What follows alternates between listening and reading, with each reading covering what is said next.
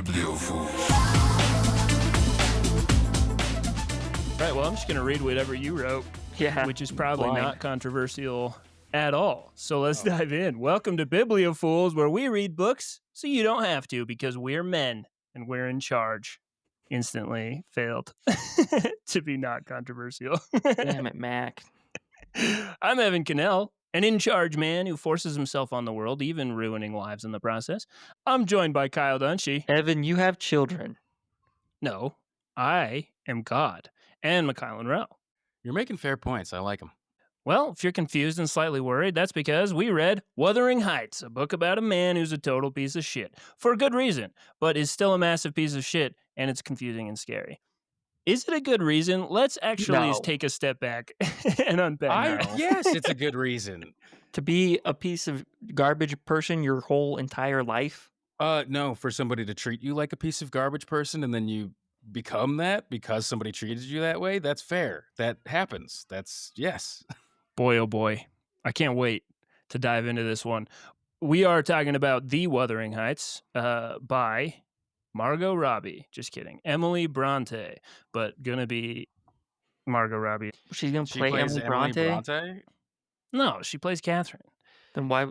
It doesn't make sense. What you said. It didn't make sense. Well, we could say the thing that you said. You said something confusing.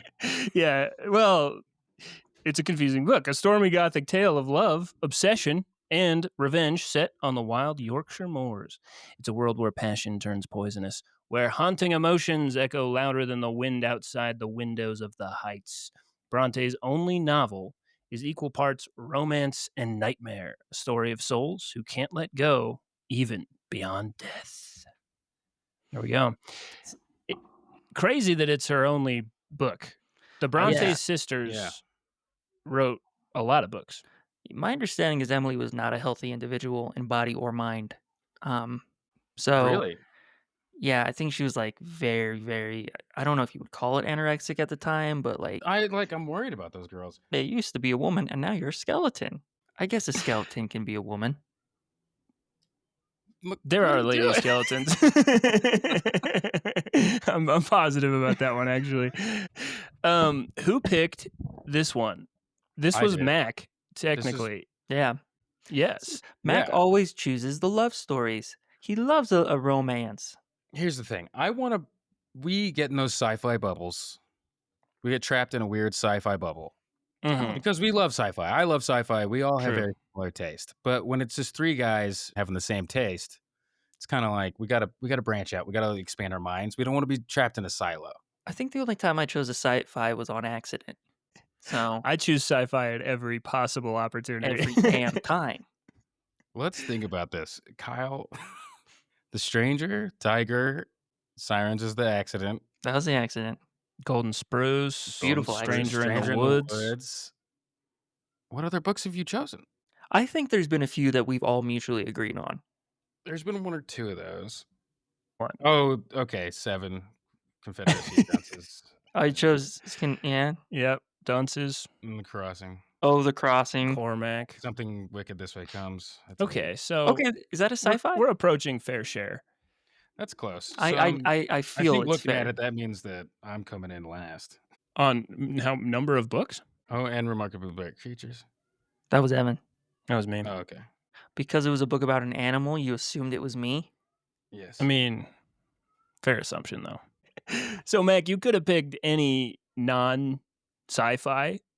So why Wuthering Heights, though? Okay, so there's the Emerald Fennel. There's that movie coming out soon with Jacob Elordi, who we love. Frankenstein. We do love Elordi. Oh my God, we love this guy. He's a back-to-back books that we've done. He hits it in my wildest dreams. Oh my God, I love him. He's a tall drink of water, and we're thirsty. Oh God, can't get enough. I'm stuck in a desert. He's my mirage. He's my Elordi oasis. Oh, the Elordi oasis, where we just think about him all the time. So I was like, I picked the ones that are movies. I pick movie books probably the most out of any of us. Yeah, I'd say so. I love movies. I don't think it's a bad thing. No, and so I loved the idea. It was similar with like Jekyll and Hyde, Frankenstein, the adaptation thing always fascinates me because I'm And I like, think why has this gone on so long that we have to adapt it like 15 So times? many times. yeah, and I didn't realize this about Wuthering Heights, but I looked it up on IMDb, and it's just pages. They've adapted this so many times. Mm-hmm. Tom Hardy was in a series? Yeah. Yeah. That's crazy to me. Weird thing. They haven't adapted it that many times where it's a brown person that plays Heathcliff, and They do have one. They do? I think yeah, maybe right. One Who out of is it? what? 30? One out Yeah. of way too many because it's like in the first chapter that he's brown. Yeah, So No, that's how it's they not that describe it. But the story is it's really important that he's brown for the story, which he's is not why like brown. He's brown, but he's ambiguous. Like he's my color. He's he's ethnically he's ambiguous. clearly mixed race. Yeah, but that it fascinated me because I think the book actually made me understand why they whitewash it because he is a villain. But then I Alrighty. was so mad because I was like, but I know in the book he's supposed to be brown. And I And was so like, I then you don't said know I should anything have been about this cast. book, actually. Yeah, I was like, why am I not in this? Yeah, they don't just give these up to no-name people who live in fucking Queens. You're like, a tall mixed race man who's quick to anger. I wonder who could play Who that. could that be? Emily Bronte published Wuthering Heights in 1847, publishing 20 under years the ago. pseudonym. Okay, I'm done. I swear I'm done. 18. Okay. Man, that got me. I'm like, I'm off the fritz right now. We're locked the hell in. Who are you talking to, McKylan? I believe Mushroom or Mushroom is getting the after ghost of his late the ghost lover. of my lover / stepdaughter. Oh yeah, there's so much incest in this book. Yeah, We'll there's talk a about lot it. of weird family stuff. Boy, oh boy. Okay, I'm sorry. I will let you finish. Did you say 20 years ago? Yeah. I think that's the part because I was like, my brain was so confused. I like doing bits with Eliza where I don't know math, which is kind of true. But she'll be like, "Oh man, 1987." I'm like, "Man, that was 80 years ago. That's crazy." And You love to do bits where you don't know stuff. Where you yeah, I learn that? do. I do love to do bits where I don't know stuff. Well, Emily Bronte published Wuthering Heights in 1847, publishing it under the pseudonym Ellis Bell. Emily was the most reclusive of the Bronte sisters, known for her fierce imagination and deep attachment to the Yorkshire moors that shaped this novel's atmosphere. The book's structure was unusual, told through narrators recounting events secondhand, and early critics found the story too dark and its characters too wild. Over time, however, Wuthering Heights became recognized as a groundbreaking work that explored psychological depth, destructive love, and the power of environment on human behavior. Today, it stands as one of the most influential novels in English literature, which is true. I've heard of this book so many times. Yeah, me too. But I think if I was alive when this book came out, I feel like it would blow my mind because it's not like anything that a lot of people had ever read before. It didn't really fit the literal narrative structure or how like these books are supposed to be. So it was so original. And I think had we been reviewing it, we would have been like, this is a masterpiece. And it is a masterpiece. I think the analogy I would give it or the comparison I would give it is Pulp Fiction. This is the Pulp Fiction of its time. That's good. I like that a lot. Right? Doesn't it feel like that? Because it's complicated and it's hard to follow. But if you really just like give yourself to it, it makes total sense. Yeah. And when you sit back and think about it, you're like, oh, frick, that's really good. It's great. Yeah. It's great. I think I have a little bit of the now context of being just like, why the fuck is this the most ever? I respect this so much. I respect this too much to criticize it. I'm gonna. Just kidding. Yeah, I'll be honest. We're not this critics. book, we just like are talking about our feelings about a book. We're not critics. I feel like we should say that. We're not like critiquing. Evan and I didn't graduate high school. We can't be critics of anything. Yeah. 2 GEDs and an associate's degree. I just didn't do what you guys did later. Yeah. You just put it off. So in a way, we were ahead of the game. In some ways. I'll be honest, this book got under my skin in ways that I did not expect at all. Why? Tell me why. I've been talking to Kate about it all week and I can't figure out why it like struck a nerve. Tell me. No, I'm telling you. Okay. Tell us, Evan. I don't know. That's what I'm trying to say is like I can't really tell. I think I was just like I've been thinking about, are people born this evil? Like, do people like, or are you made But that's evil? what that's what the book is about. Totally, but it's like unresolved in some ways. Like, it doesn't tie up all the loose ends, but I was just like, so here's the thing. This book gets brought up in context of like other Jane Austen type books. Like, people will just like It's spout not off that these. at all. It's Not not at at all. all. This is Yeah. this is more akin to Frankenstein, which surprised me. Yeah. I thought it was Yeah. going to be like Jane Eyre or something. Like I thought it Yeah. was going to be more of a romance. Totally. This is a Haunting. parable. This is like a haunting ghost Yeah. parable. It Yeah. leaves you with a bad taste in your mouth, and like you said, you don't really know why. You have an idea, but you're also like, ugh, I can't think put my finger on it. because I've had to think about these things being mixed is why this went down differently for me. Maybe. Mac, Definitely Do you would guys be a think that different is? perspective.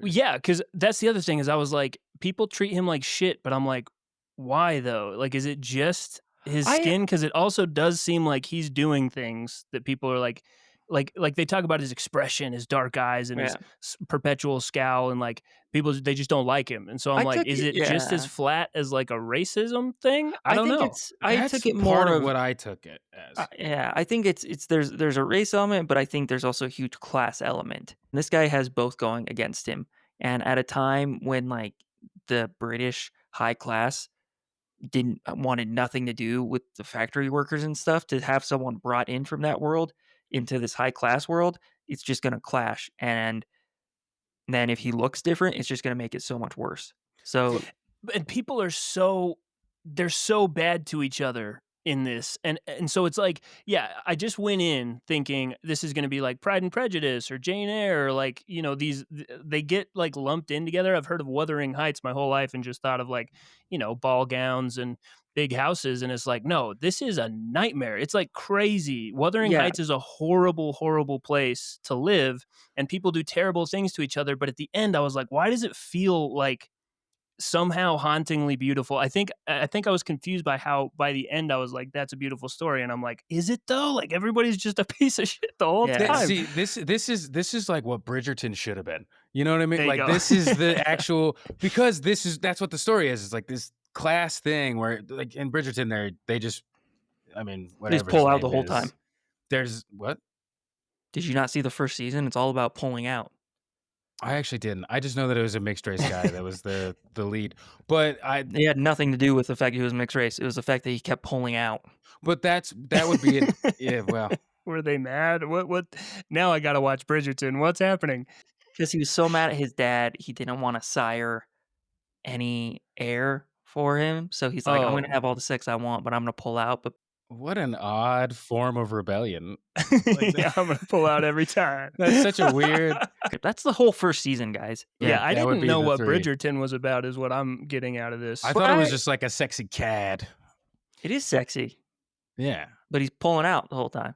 The way I'd sum up this book is there's a house called Wuthering Heights. There's a specific orphan that gets brought home to Wuthering Heights that makes everyone's life a nightmare for his entire life.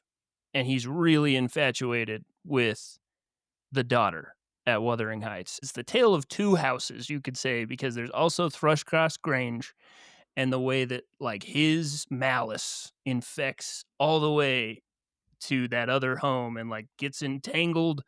And I But- don't think it's not just about that though. Okay, that's interesting. yeah, so how would you sum this up? Well, I think okay, I get annoyed at us because we get so pontificatey. We we step up onto our high horse and then do a backflip. Let's see the backflip. Well, I'm gonna do a triple axel.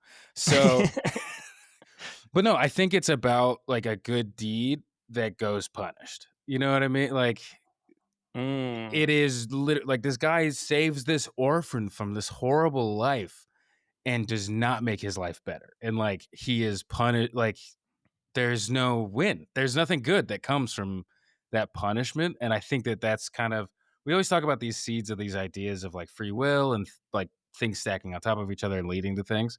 And it's like he saved this person from this horrible life, right? And gave him a different kind of horror, and then it reflected back onto that. If I had to sum this up, I'd say hurt people taken to an extreme. No, but I Yeah, think it's that's a people, good point. a hurt person who could be healed and they don't. They Yeah, hurt 'cause him more. it's He taken gets to an extreme. isolated into this pressure cooker of being hurt, and it creates this monster because I think they teach him that you're bad, and then he perpetuates that I'm bad. Whereas, Not like, not everyone teaches him he's bad. everybody but Catherine, and then she dies. All right, It's let's set the literally what the point stage. of this. It's what the point of it is. Let's set the stage here. The story opens in the isolated Yorkshire moors of the late 1700s. Mr. Lockwood, a newcomer renting Thrushcross Grange, visits his landlord at the nearby estate of Wuthering Heights and is immediately struck by the harshness of that absolutely horrific place and the behavior of the people who live there. It's a madhouse. He's like, the dogs are running all over the place, and they're like, "Oh, we don't train the dogs. Like, don't worry." And he's like, "They're biting me, like straight up." And he's It's the like, most "Well," he's like, "Find some place to sleep and don't make a lot of noise. And we don't really have a room for you, but don't go in the attic." And then he goes in the attic, and he's like, "Wow, it's crazy." It's uncomfortable. It's very uncomfortable. We've all been at a house where people can't control their dogs. Maybe it's my house. I'm sorry, but it's uncomfortable. And the guy's like, "Hey, the dog just bit me," and then they get mad at him for the dog biting him, and it's just like, what am I gotten into? And the servant who speaks unintelligible Yorkshire language uh, is like preaching at everybody. He's like insanely religious, so everybody's like a horrible sinner, and everyone's yelling at each other. And so his landlord is Heathcliff, this just incredibly unpleasant individual. And then there's this young Kathy Linton, and she's very whiny. She's like, "I don't want him to have any tea. He doesn't deserve tea." But she's It's a complaining a good. lot about the tea. Yeah, It is a good. It's like a J.J. Abrams mystery box where it's like, ooh, everybody's weird. it was weird. Why? Why is everyone so mean? The house is so big, but everyone is so mean. This house is so big, everybody's so crazy. What's going on here? What's That's the going story. Yeah, that's the story. Just wait. That's true. It is, yeah, repelling at first. So we meet our characters. Heathcliff, a mysterious foundling taken in by the Earnshaw family, intense, extremely unpleasant, and malicious. Correct. I think that That's how sounds we great. meet him. That's how we meet him. Yeah, at first when I was reading this, I'm like, this can't be the main character. This guy sucks. He That does doesn't make suck. sense. He does. I've been watching Mad Men, Okay. and I think that painted a little bit of it, other than my racial background. But I like when a story is about an unlikable person, but you get to know that, like, Running Man, he was unlikable, and then he's shoved into the plot, and so you have to run with the plot. You know what I mean? You can't Yeah. really. It's not about who he is as much as it's about what's happening. Mhm. And this is about, like, here's this piece of shit. Let's get into it. And Yeah. it does actually really change how you see characters. I feel like we don't see that in anything but TV and books, where because they can drill down. Maybe there will be blood. We also have Catherine Earnshaw, spirited, bold, and fiercely independent, with a wild temperament shaped by her upbringing at Wuthering Heights. Nellie Dean, who's actually the narrator for most of the book, is the practical, steady housekeeper who's served both households for years and observes everything. And before you start thinking of some old woman, she's only a few years older than Heathcliff, and the idea that, oh, she's the maid who has watched over Mrs. Potts type thing. It's like, no, she's been there the whole time, but she's just been on the outs because she's the maid, and that kind of informed, I think, how she tells the story. Yeah. I think she does. She hates Heathcliff, and I think that gives us a context that is important for the story. Yeah. It's an important, like, bias that Nellie, because Yes. she kind of says it at the beginning. She's like, yeah, something about him. I didn't like him. He was brown. Yeah. I mean, the Nellie Heathcliff relationship is complicated because I almost see it as like they're both from the same class status where they're But lower. they're not. They're not, though. What do you mean they're not? He's a brown orphan that they found on the street, and Yeah, she's got yeah. a good job. She's what Yeah, a poor person she's got a good aspires job, to. but they're both lower class. He's lower, like lower class, but she's kind of like, what's the deal with you that you get to be angry about everything and that you get to take revenge, when she's like, this is just the way things are for people, I guess. No, I think that's fair. That's a good read. I had this thought while I was watching Frankenstein, and like all movies like this, Pride and Prejudice, there's like always servants standing by the door that are just there. And then interesting things are happening to the interesting rich main characters. And then they like have a fit and they're like, leave us, you know? And then like the servants, like who have just been standing there, walk out the door. And I was like, I want to hear like, what's their story like? Does anything interesting happen to them? And like, this book is like, yeah, they're watching everything Yeah. and they'll tell you what happens. They're gossiping about every second of your life. Yeah, I love Nellie as a narrator because it's great. I have thoughts on Nellie, but I feel like, well, it's pretty clear. There's this racism that's in this book that I don't want to like harp on racism and like we want to have fun. But that's kind of, I think that's like a basis for this. It's class and race being weaponized and seeing how that like erodes a spirit and like how it like gets into other people as well. Like she thinks she's better than this person because of who she is, which is like super important to the story. I feel like, I don't know. I like got obsessed with that, and that was what I really hung on to the entire time.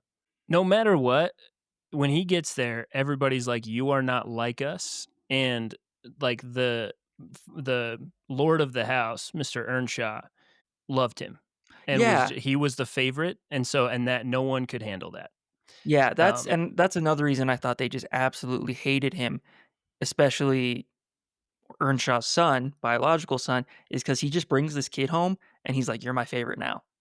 Like, wouldn't that kind of piss you off a little bit? It's an interesting thing of like you create the monsters in your life. Yeah. You know? But it also goes back to how you treat people fucking matters. Yeah, a lot of Heathcliff's terrible behavior could have actually been avoided, and arguably like easily could have been avoided had people just treated him better. Yes, simple as that. This is low key a nature versus nurture conversation. And totally. Yeah, we'll get to it. Across the moors, which is like miles away. You're miles away from your neighbor at this time. It's great. Residing at Thrushcross Grange, the Lintons are a gentle, polished, and proper family. They have 2 children. Edgar is thoughtful and even-tempered, and his sister, Isabella, is sensitive and refined. They're fascinating because they are innocent bystanders who get fucked up by this other family. And when I first heard about them, I'm like, the posh, spoiled, rich people. I'm like, I think I should hate these people. And then really quickly, I'm like, oh, they're the victims here. That's crazy. Yeah. There were some of the victims. There's a lot of victims in this book. It's too much of programming from being in New York. But part of me is just like, well, you're a part of a broken system, so too bad. Sorry. Like, sorry that a bad person came and got you. They should have, but that's not fair.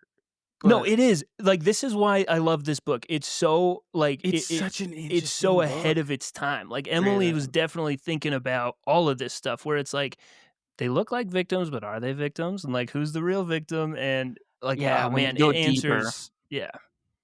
It's so good. And we're supposed to be a fun recap podcast, and we're talking about stuff. But I'm like, fucking, you've benefited from a broken system that stands on others, and so it sucks that you're reaping the revenge of a bad person.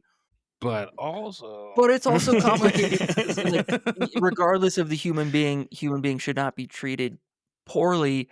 But you're right; they're part of a system that is built on treating people poorly. So when it comes back to them, they're like, "What the hell? That's not fair." It's like, those are the Lintons. They're proper as hell. They're so proper. They're posh and proper, baby. Yo, they proper as hell, dog. Proper as hell. Well, finally, we have Hindley Earnshaw, Catherine's older brother, headstrong and proud, whose temper often dictates the atmosphere at Wuthering Heights. This one, I think we can all call a spade and say he's an asshole. This guy sucks Hindley's through and through. A piece of shit. Yeah. Hindley sucks, unambiguously. He got everything coming to him. You know what? He even got off easy to some degree, I'll say. That's how big of a piece of crap he is. Jeez. Because he gets generationally effed. But that's what makes me interested with how much you guys didn't like Heathcliff, is because like, you guys are like, this guy fucking sucks. And I was like, It's not that straightforward It's though. tough. Like, this is a tough book. And I think that's Yeah. what's frustrating is that it's not straightforward. And there's a good almost half the book, I'd say half the book, where Heathcliff is the hero. Yeah. And What? like, Dude, he okay. is like the underdog for yeah, sure. no, for like half the book, you're it's- rooting for him for half the book, and for the we'll first talk about half. when I stop. The first half of the book, Yeah, okay. I'm in Heathcliff's corner the whole time. I'm like, yeah, he's acting out, but he's getting screwed. Who wouldn't act out in this situation? Yeah. And then it's the second half that I'm like, oh, dude, come on, man. God, I this think book is everybody, amazing. it's so good. So It's so good. Because the problem is everybody, well, and it's not a problem. I think this is like you bring yourself into the book. We've talked about this many times. But like everybody's got their own internal line of like how much being like bad behavior is justified when you've been mistreated. And I think I would be interested to hear for you guys, like when did Heathcliff cross the line, if at all? I would wonder if like, Mac, it sounds like your line is a little further out. No, I think that Maybe. I think that he crossed the line. Like when he came back, You started when he first- crossing lines. I was like, oh, Okay. this is bad news.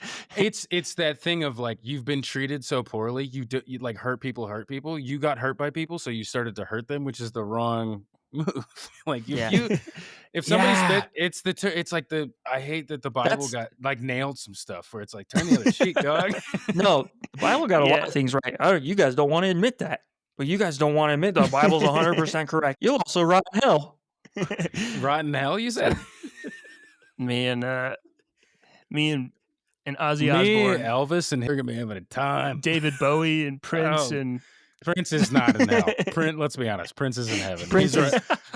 God is like, how do we get him out of here? He's running this place. He's made this place so much better since he got here. It's like heaven is purple now. I don't care what you say. I'll Heaven's tell gonna you be guys purple where I now. think he crossed the line when we get to it. Okay, all right. Which all one right. you think? Good. Nice. Man, Look at you. wow. Did you guys Hanging. have a celebrity casting? Did you have any? No. I mean, Not I really. thought I just didn't think because of about the it. trailer, I thought Margot Robbie as Catherine. And I thought ugly Jacob Elordi as Heathcliff. Just because in the trailer, they kind of try to ugly him up at one point. So I had that version of him. I mean, it's impossible. When It's do an they try to impossible task. ugly him up? You remember when he was remember when he's in Frankenstein and he looks like a He's still sexy fucking as hell? monster and you're just like, oh my god, look Oh at my this guy. God. I think they gave him like a bad tooth in the trailer. They cast the two people who you cannot make ugly, It's like true. impossible. So I don't really have thought- celebrity casting. Heathcliff, I had Dev Patel.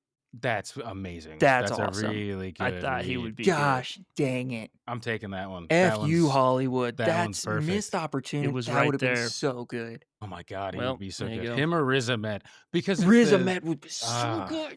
Fuck, that would be so good. Oh Or my Danny, God, or that'd be Danny good. Pooty from. No, I just been watching Community. Great movie. Or Mikhail and Rowe. I don't know. Who's that? Cast an unknown. I don't know. Introducing Mikhail and Rowe. It would have been so good. He's ethnically ambiguous. Big ol' head. Big Head's book. That's a thing. Anyways, Catherine, Ruth Wilson. Did you guys ever watch I know who Ruth Wilson Luther? is. Ruth Wilson. Nellie, I we're love it. coming in with my favorite of all time, and I can't stop bringing her up. Olivia Colman. Oh my God, I love Olivia Colman. Mr. Earnshaw brings home a mysterious and ethnically ambiguous orphan boy, Heathcliff. Also, that's his first and last name. It's just Heathcliff. Anyways, Which is- moving on. Kinda Like messed up. Seal or Cher. Yeah. Or Prince. Catherine immediately forms an Or intense Adele. bond with him.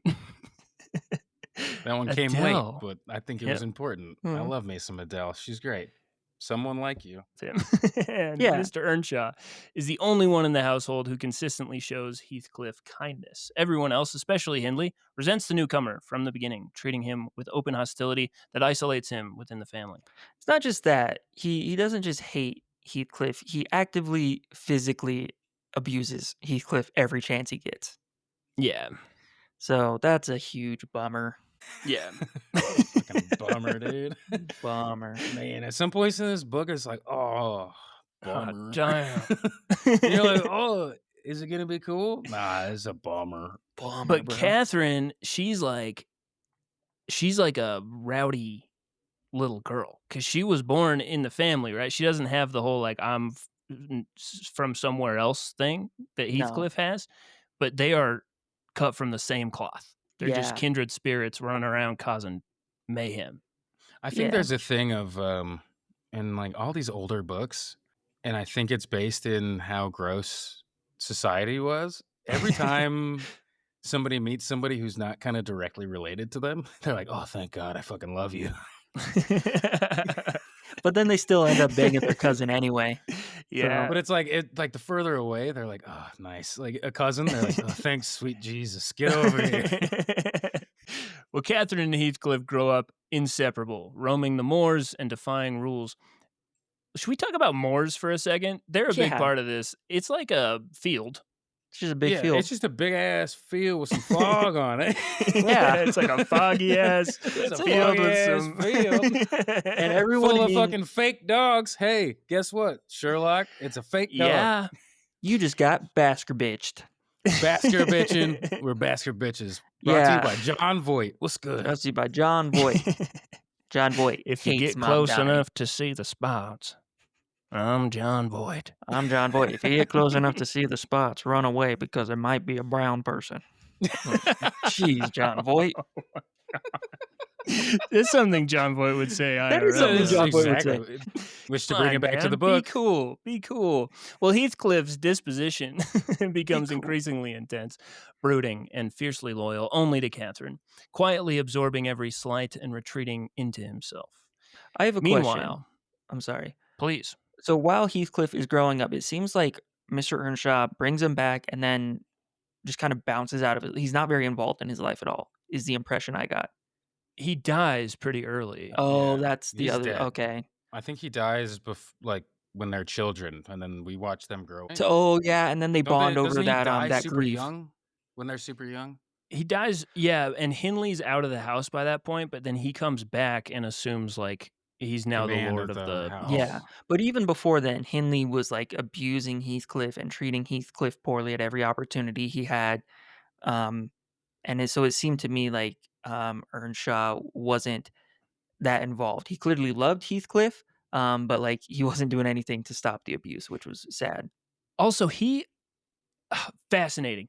Not a two-dimensional, like, good dad. He's not a good dad. He comes home with Heathcliff, and they're like, what the hell? Like, this house is already, like, there's already enough going on. There's enough chaos. And he comes home with Heathcliff, and then the presents that he told his kids he was going to bring them, one's a fiddle, and I can't remember what's the other one, but they're both broken. He's broken them in transit. The fiddle's like smashed up. And the kids are like, what the hell? Like, you told us you were going to bring us this stuff. You're a day late, and you have this like random orphan that you decided to bring home. Like, he's like disorganized. He's chaotic. I heard Well, I was going to say, I read a theory that Heathcliff might be his bastard. And I don't know if that has any weight, but interesting. it makes some sense in the context. I don't think there's any like validity to it, but It's a good read. It's a good read, though. Yeah, it's a good read on some of the things. But yeah, he's not a good dad by any means. But I like it in the sense that he thinks he's good, so he does these things he thinks is good. It's like Because it makes him feel better. virtue signaling, where Oh, it's man. signaling. You gotta He's read like, the book I'm reading right I'm now. helping this fucking kid. I'm saving this kid. I brought my kids. Anyways, I'm gonna go get drunk with my bros and play polo. It's I don't that. know what they do for fun. Well, Polo. it's that. Play Drunk polo polo. and get polio. We do. Yeah, we play polo. We get polio, and we try to hang out with Apollo Antonono. Follow and no. Nice. That Clutched was it. awesome. Wow, amazing. So Hindley does gain control of the house after their father's death and demotes Heathcliff to servant and beats him constantly, deepening Heathcliff's simmering resentment. Yeah, he's like, okay, I'm just gonna let you work the farm, and I'm just gonna beat you whenever I want because you make me mad. And it's like, Hindley, you're so mean, bro. sucks. He You sucks, suck. Like, leave him alone. He hasn't done anything at this point except exist. I don't know. Which this is a book about, like, what if your existence bothered people? But anyways, What are you talking about, Mikhailin? I don't know. Couldn't figure it out. Making it up as I go. Yeah, this book didn't make any fucking sense to me. There was all these words. I don't get it. Who's Catherine? Call her Katie. Make it shorter. See, in me, there was two horses. There was two horses. There were Two horses at a bowling alley. there was two horses in the bowling alley. What's in here? Oh, fuck. Well, after being injured on the Lintons' property, they're sneaking around. They're trying to play some jokes. They're spying on the kids. They're like, oh, look at that guy. He's like, they're talking about Edgar. They see him through the window and they're like, he's just a whiny baby. Look at him cry. And then the dog comes after him and bites Catherine. So then Catherine spends weeks recovering with them, and she returns changed, more polished, more conscious of class differences. This shift complicates her relationship with Heathcliff and creates tension between them. What was like imagine for a second, if you will, you guys have kids. Your kid gets bit by something, a dog, and you're just like, stay over there. Yeah, Just there's don't- no way that's happening. I'm not fixing this. Like go over 6 the- weeks. Yeah. Yeah, And then- how Yeah. bad was and the then- bite? Did it get Also, infected? imagine you're like, I'm gonna take care of this kid, and then you just sit down and just be like, hey, you ever notice that poor people are fucking lazy? Like, Yeah, but the problem is it's crazy. The problem is Hindley's now in charge, so Hindley doesn't even notice she's gone. Is the impression I get, and like because he's just once his dad dies, Hindley just becomes like a freaking drunk, and he's just plastered all the time. So Catherine, Heathcliff, they go run off. Only Heathcliff comes back, and the servants are like, what happened to Catherine? He's like, oh, some dumb stuff, like dumb shit happened, and he's bummed out.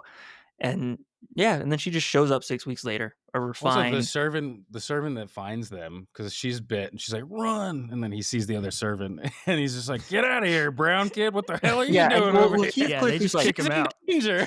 Heathcliff is like ready Yeah. to fight some dogs for Catherine.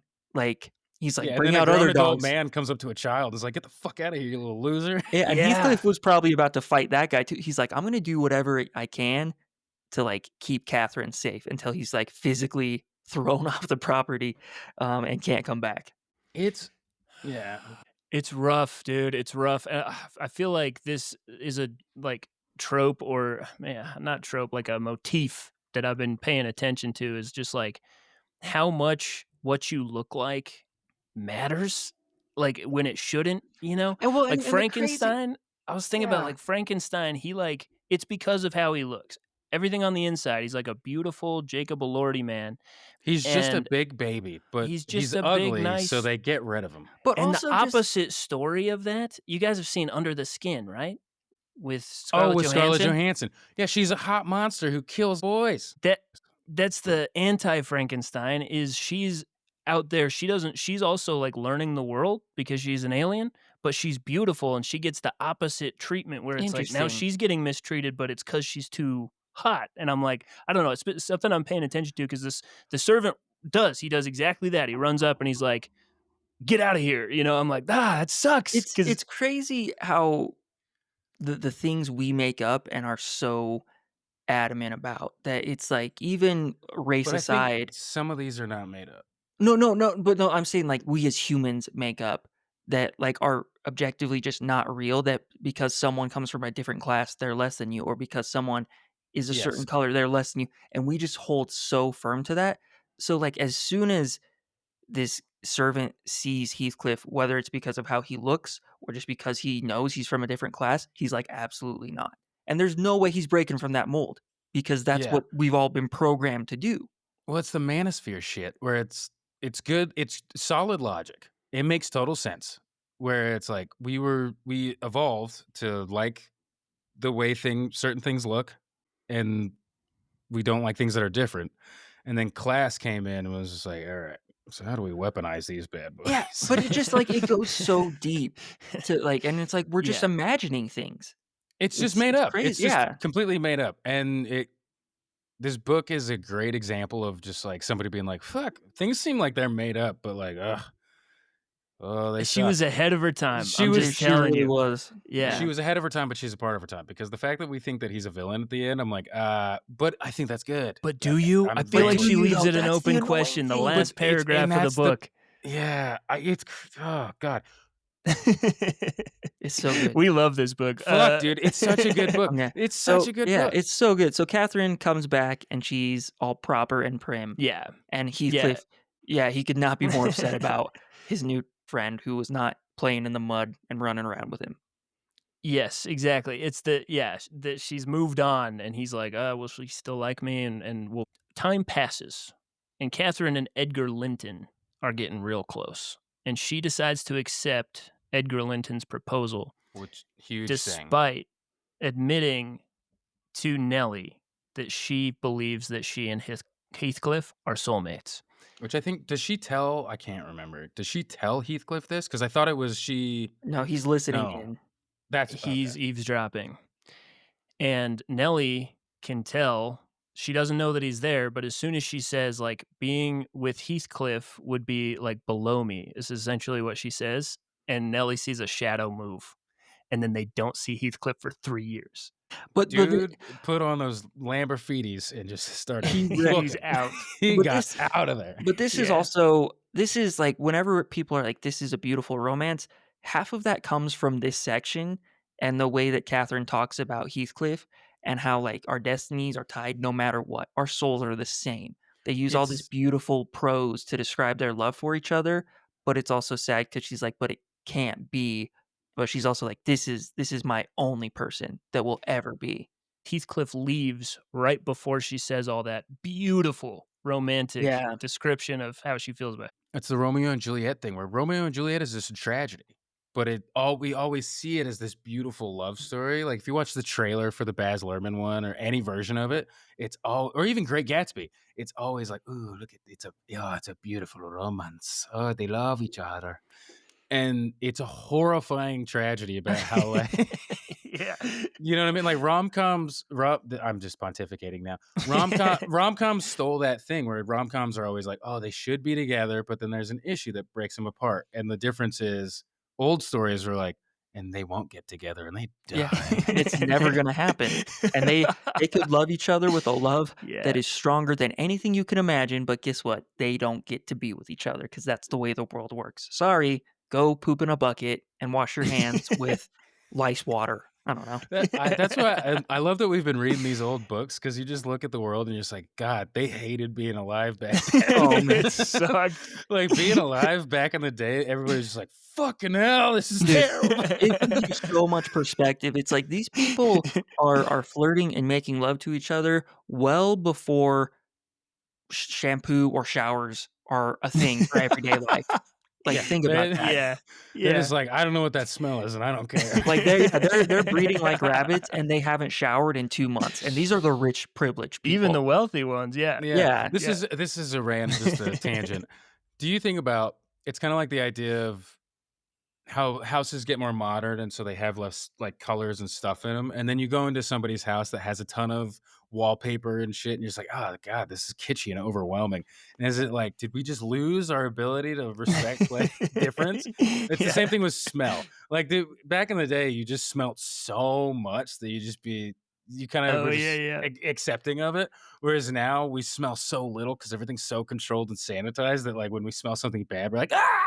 I feel whenever I smell anything pleasant, regardless of what it is, I'm happy. But if it's a bad smell, I'm like, I don't want this. I don't care how different it is. It's gross. But that's what I'm saying. Like, I think this is a high thought for sure. This is a high thought for sure. We're in stoner territory. Because we just smell less things. Do we just notice good and bad more? I mean, maybe we smell more things because of all the new things around. Did people know what plastic in their food smelled like back then? No, but we get to know what that is. They just starved and died for the most part. Shit. I just can't get over the no deodorant. Like, I've never thought about, like, Mr. Darcy smelled like shit. Yeah, they're freaking running. They're out there running through their woods. They're running across fields in the rain, huffing and puffing because they smoke all day and drink all day and haven't jogged in years. Yeah, also like riding leather boots with heels. And then they're just like, I've never felt more than I've ever. I think we took hygiene too seriously. I think we took it too far. We were like, let's make everything more comfortable. And with that comfort, our words went downhill. Like we got less verbose because we're like, oh, I'm good. I don't need to describe stuff well. They're just standing there under the pouring rain, under that gazebo. And Mr. Darcy's like, I love you. And Elizabeth is like, "Can you turn that way, dude? Your breath fucking nasty, dude." Also, the No, breath. because she also breathes on him and is like, "I love you," and he's like, "Fucking Christ, Jesus. oh, did you lick 2 buttholes before we got over here?" See, all they're doing is smoking and drinking scotch constantly and not Because brushing they their teeth. couldn't drink water. Like you Yeah. couldn't drink the water because the water had shit in it.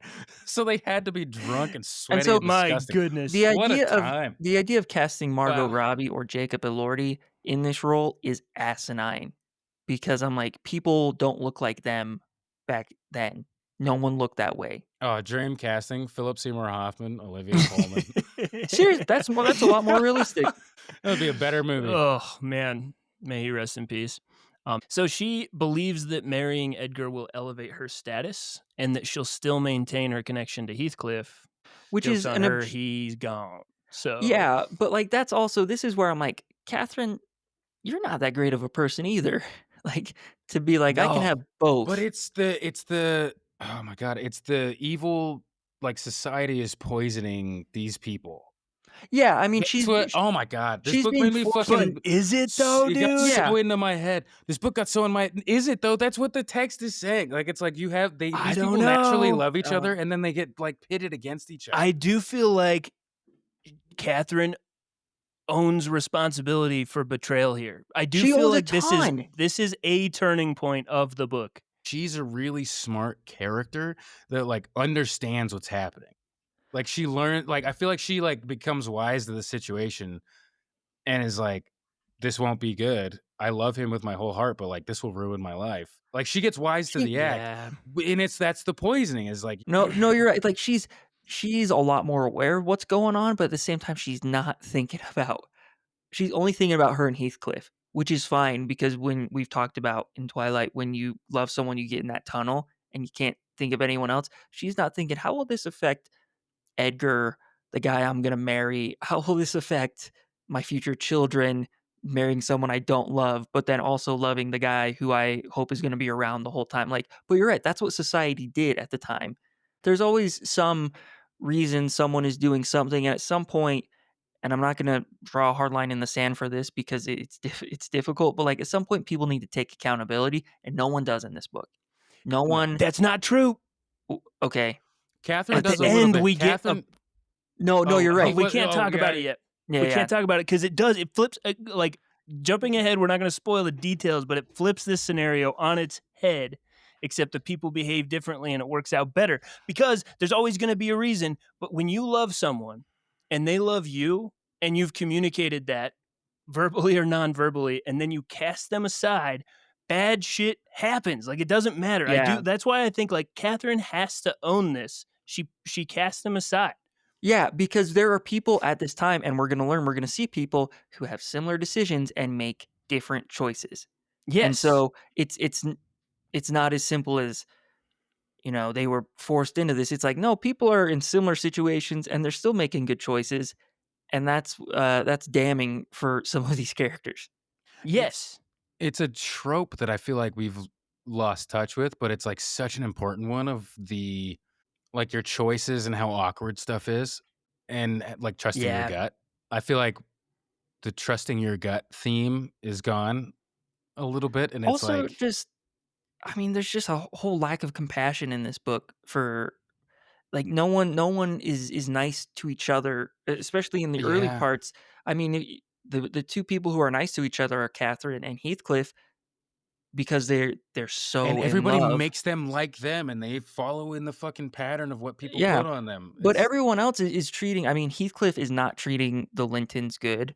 And but he's there's a been lot of really programmed good to hate reasons them for by that. Yeah, getting there's beaten by the other rich people. Like- yeah, exactly. There's a lot of good reasons for that, but like no one is thinking, oh man, how would I feel if I were in their shoes? No one thinks that for a majority of this book, and that's Yeah. why the second half is actually really good.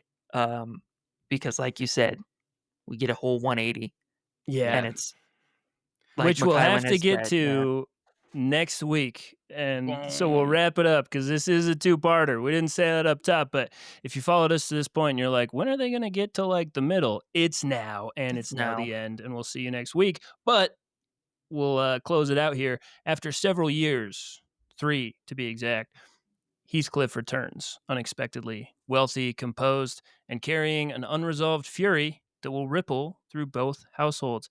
It's Count of Monte Cristo and Jay Gatsby. He does that thing where he leaves and then he comes back rich and nobody knows why. And everyone's suspicious of it. We'll talk about it next week. Oh my God. That's where I was. Count of Monte Cristo. Thank you for saying Count of Monte Cristo. No, I was very like, much Count of this Monte is what a real revenge story looks like. But then we made a bunch of those and everybody's just like, God, it's so annoying. Here we go. No, I love that. Yeah, we're about to see what like real revenge when you're a smart person and dedicated and hateful enough. This is what real revenge looks like generationally. The evil of revenge. But that's the best part, dude. That's what I'm telling you. The ladies are killing it because we can talk about this because this is within the scope of this episode. He comes back and he's all like rich and powerful and like you don't know why. Count of Monte Cristo, he was righteous vengeance, and he's all principled and like. Alexander Dumas just writes him and he's like, he was God's instrument of vengeance. And this is how that played out. And that's also a masterpiece that leaves a lot of unanswered questions. We'll do that on the pod. Yeah, I'm not going to shit on that at all. But it's very different because this is like, okay, yeah, sure. He's an idealist. He's kind of like this Herculean archetype where he's like larger than life. Heathcliff's exactly how this would actually be. If Count of Monte Cristo comes back, realistic version. He's like, I was broken and hurt, and I'm not here to save Mercedes. I'm here to fuck this shit up. I'm here to destroy everyone who ever wronged me at all. Because that's what happened when you seek revenge. I don't want to get into to seek revenge may lead to hell. We have to save this for the next one. But we'll get to it. Well, that wraps up our episode 1 of Wuthering Heights. Man, oh man. Should we do some book facts? Yeah, book facts. Emily Bronte never saw the book become famous. She died just a year after publication. Never even survived to have her name on the cover. That's it's a big thing with artists. It's like James Dean, all these, the 27 Club. Well, John Kennedy Toole, the guy who wrote Confederacy of Dunces. Yeah. Guys, stop creating masterpieces and then killing yourselves. Just stop. But it's the we were talking about that Tulpa thing of like you put your energy into something and it becomes good. It's like if you put too much energy, if you you die. If you make it great, you die. Yeah, Why do you think George Lucas is like, give me that $4 billion? I'm not touching Star Wars again. I nailed it. I got too close. I almost died. Did you guys see episode 5? You guys want 8 more of these fucking things? That is gonna kill me. Oh man! In fact, I'm getting too close. So let me tell you about a crystal skull. Jeez, what if we talk about aliens or some shit? Maybe he should have died. I'm gonna What? Oh wow! I don't wish that on anyone. Crystal skull rips. Okay. No, it does not. But that's the thing is like a blockbuster like Crystal Skull right now would be, oh my God, I fucking slapped that you're shit right. up like oh my God, I would be looking up its bathwater. But at the time, because it wasn't like the other movie, not even saying it not as good as, it wasn't like the other ones, I was like, I think they should just, and I'm going to stand by this, and you know what? There's been a resurgence in a certain character. There's only one person that could have come back as an Indiana Jones type character, and that was Short Round. And they blew it. They should have had Short Round come back to fill Indiana Jones's role. No, because he's like 70. It's the okay. No, he's not, dude. He look just at won an Crystal Oscar. Skull is a great, in his like late 50s. Yeah, but he can still kick ass.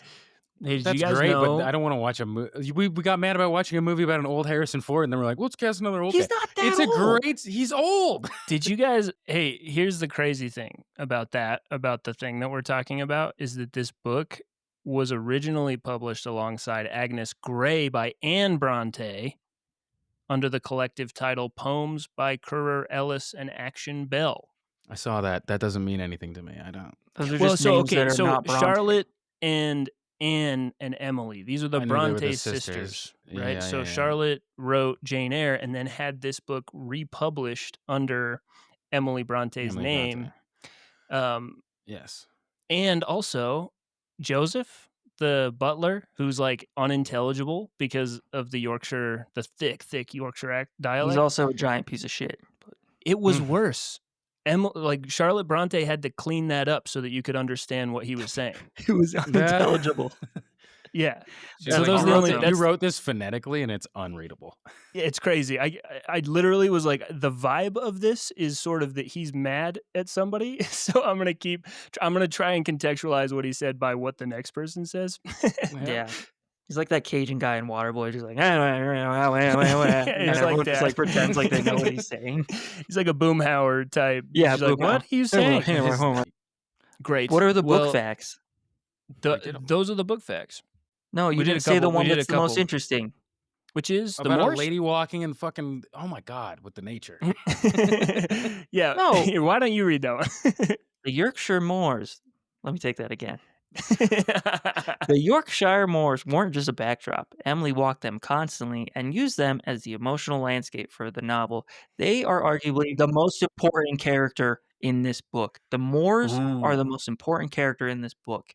Because they're witnesses to all of it? Because they witness all of it, and they are just reaping and seeing and experiencing it all in a way we can't understand. Mac, go pee! No. That was a good point, and I want to apologize for being mean about it, because the place that things happen is very, like, it's the difference between like a Western and a like anything in a city, is that the context of where you live is very important, and so the moors are very important. The book Gulag Archipelago isn't going to be interesting if it takes place in Hawaii, because number one, Stalin was not in Hawaii at the time. Yeah, and so also it'd be that's a real confusing. book. It'd be confusing for a lot of reasons. like just how did he get there? But then also it'd be like, why are these guys so mad they're in like a Hawaiian prison? It's so nice. There's a beach. Yeah, but it's like Seems this is a literal archipelago of islands, not prisons. So then the analogy's kind of ruined. It gets ruined. Yeah. But then like, why are people mad on Guantanamo Bay? They're like on a bay. I think they have reasons can to see be the mad. ocean. I could name a few reasons that they're mad. Is it because of the violent abuse? Yeah. I think it's like the treating them less the than stuff human? that you can't do on the mainland. Yeah, Like, exactly. Like I don't The care if you illegal can, shit the CIA yeah. does. Yeah, I don't care if you can see the ocean. You're still not going to enjoy being waterboarded. Like Would you rather get waterboarded and then sit in a cell in Siberia, or get waterboarded and sit in a cell in Hawaii? that's the question. easy. I'm gonna take the Hawaii. Hawaii Yeah. one, right? You know, Okay, so so it would be location. better marginally. I'll give you that. It could be worse, potentially. But I guess if you can't see the sun or the sky, it doesn't really matter. Yikes. I mean, you know. Well, what we'll you be do. back for next week in part 2, where we'll continue to explore the question of nature versus nurture. That's the hypothetical next week we're going to tackle is, are people born evil or good, or does that happen to you? Anyways, we'll get into According to that one song, Born to be Bad. it. Born to be wild, I Born to be believe. wild, bad to the bone. You got them confused, and that's an honest mistake. Oh. Bibliophools.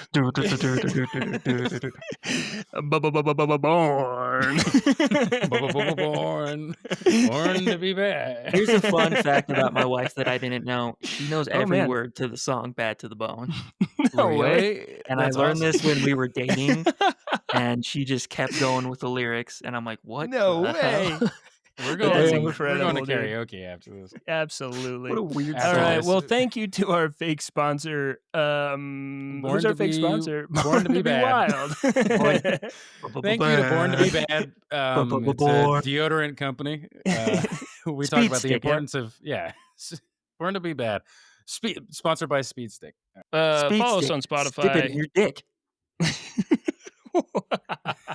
It's a rhyme, idiot. Yeah, dumbass. I've been watching Mad Men. That's how man. you make a fucking advertising run. Kyle, you know this is what I do. You set me up with this. I know it's my bad. It's my fault, actually. And I actually believe mad that. at McKylan. It's our fault. And I love us. And That's great. Amazing. We'll see you next My week on goodness. Bibliofools. Evan, give us an outro. Take care of yourselves out there. I gotta give Fools. parting advice. Yeah, Mac. Parting advice: wash everything. I know guys like to do the armpits, peen, feet. You gotta getting down just there on the shins? Rub the whole. Just do Oh, like dude. a pass. Treat the your whole thing. shins. Yeah. They'll and thank then you. lotion. I don't See have ya. to lotion. Bye. We love you.